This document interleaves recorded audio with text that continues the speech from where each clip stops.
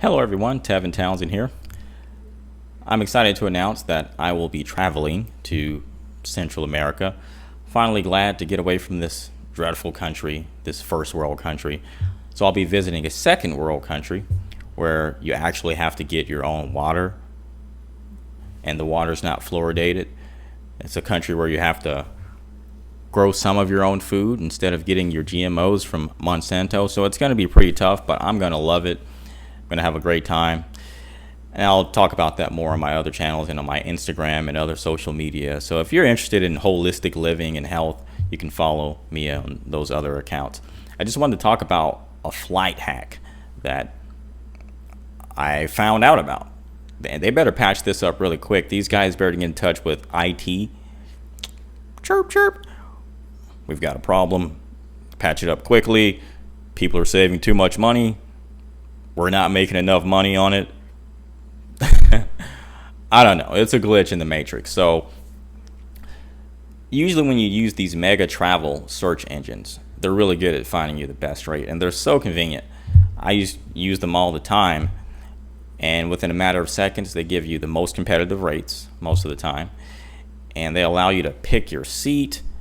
It's all so quick. Next thing you know, they're asking for your credit card information, and it's booked, and you're happy, and you're like, I'm going to Vegas. Vegas kind of sucks, though. I lived in Vegas for about 2 years. It's great when you're just going there for the holiday, but when you're living there, it's like, oh my God.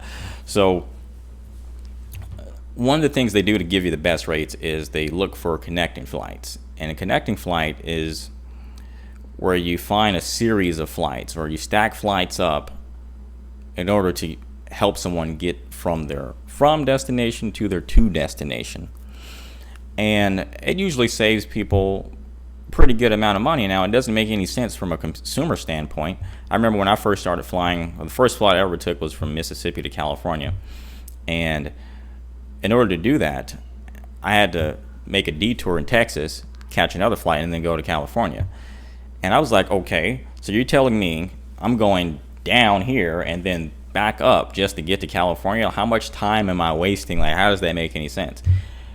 The thing is, it makes sense from a logistical and a financial standpoint. While it costs more time, it costs less money.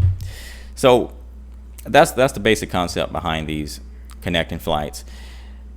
For some reason, they couldn't figure out this connecting flight that I was able to discover on my own.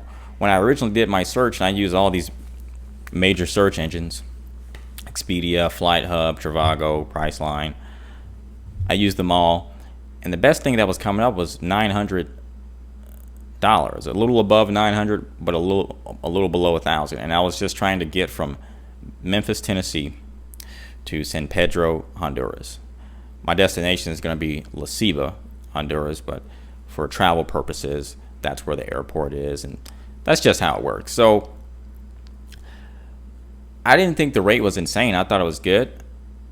As far as international flights go, I think they typically start out at 1,000 and peak around 2,000. So I still think the rate was good. Unfortunately, I looked into it a little more, and I realized for some reason it's not so expensive to fly out of Honduras, but it's marked up considerably to fly into Honduras. And then I looked at how much it would cost to fly into these countries neighboring Honduras, and it was considerably cheaper. So I realized, all right, if I just fly into a country close to it and then travel to Honduras from there, how much would I save? Well, it turns out that if you go to Costa Rica and San Jose, it's $200 for a flight from Memphis to that area, and then you can get a bus for $150. So I was saving something like $600, or literally 60-something%. Now, these prices are seasonal, so it was around $900 a few weeks ago, maybe even still a week ago. I just checked again, and now it's $590, a lot lower, but I'm still saving something like $200 or $300 because instead of taking the bus, I found that I could then book a flight from San Jose, Costa Rica to Honduras for as low as $158. I'm probably going to take one that's around $200 and I believe $30 because of the time it's leaving. But there you go. Traveling is a true learning experience, And I wish I knew more and more about traveling, more and more how to get around the world. So I just wanted to share this with you guys, especially if you might be going to Central America anytime soon or doing some international travel. It might be worth it to manually research these options instead of just going with what these mega search engines are recommending, because they're only going to recommend what's within their business network, right? These booking agencies are brokers. That's essentially what they are.